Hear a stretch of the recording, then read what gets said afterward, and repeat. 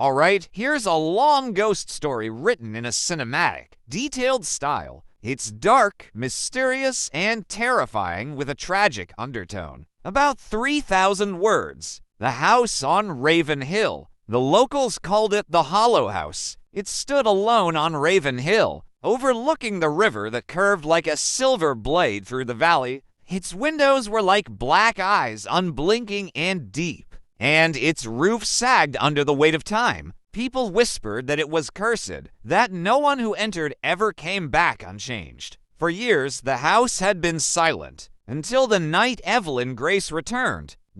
The return. Evelyn hadn't seen Raven Hill in 20 years. When she was 8, her parents died in a fire there, a fire that consumed half the old family home. She had been found outside in the woods, clutching her little brother Thomas's toy rabbit, unable to remember how she'd escaped. Now she was 28, an investigative journalist with a stubborn streak, when she received an anonymous email that said, "If you want the truth about your family, go back to where it began." The Hollow House still remembers. She couldn't ignore it. She drove into the town of Marrow Creek on a cold October evening, the fog thick enough to blur the trees into ghosts. The townsfolk still remembered her. Some nodded politely. Others looked away, murmuring to each other after she passed. At the old diner, the owner, Mrs. Harper, nearly dropped her coffee mug when she saw her. "Evelyn Grace," she breathed. "You shouldn't be here." "Why not?" Evelyn asked, forcing a smile. "I'm just revisiting home."